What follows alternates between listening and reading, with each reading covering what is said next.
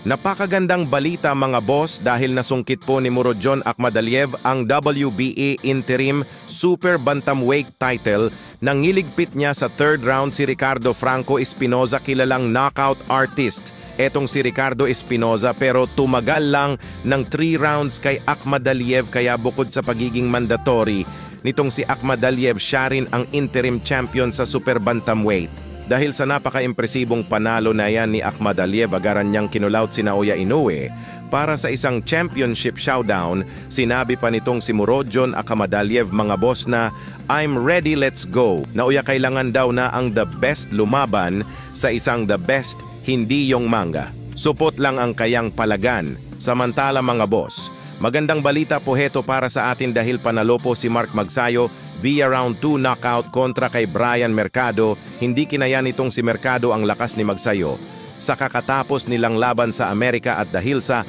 napaka-impresibong panalonayan ni Magsayo ayon sa Viva Max Viva Promotions, magkakaroon daw ng big names na makakalaban si Mark Magsayo sa susunod na taon 2025. So yan ang ating abangan mga boss, baka isang title eliminator na yan.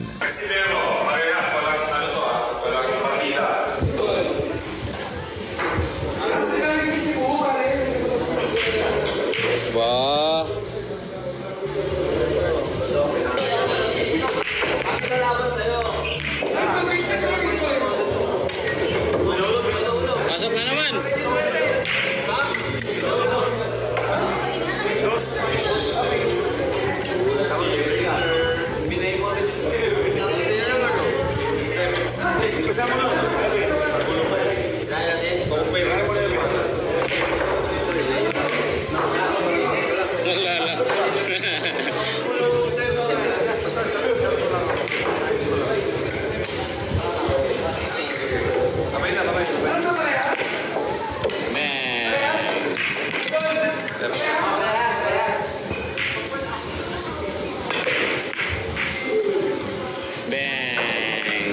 Tama mo na yung pato, ha?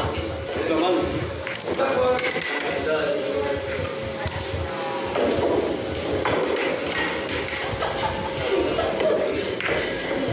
Bang. Patay.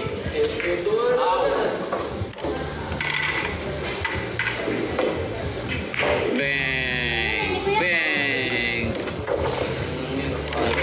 Pasok mo na lahat. Iiwan na.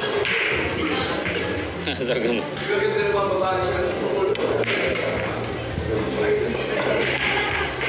Isis mo? Sakit. Hindi ko mo kinalo yung sabot.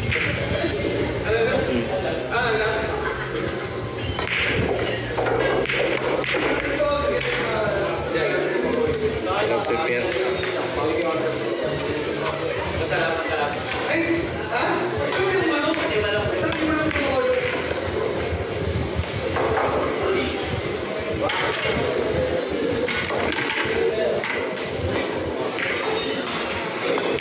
Oh! Ilo.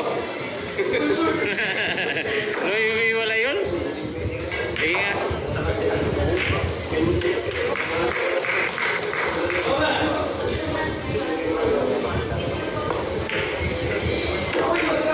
Patay. Pakyat pa rin.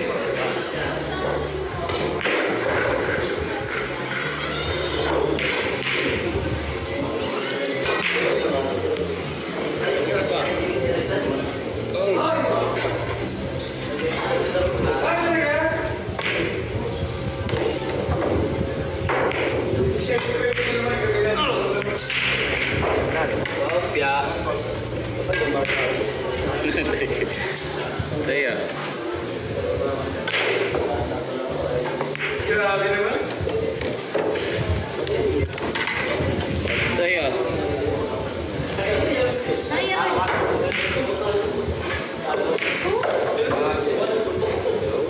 Pre, alam mo, inaman na ako, pre. Uy. Magaling pala yan, hindi pala partida. Alam mo na,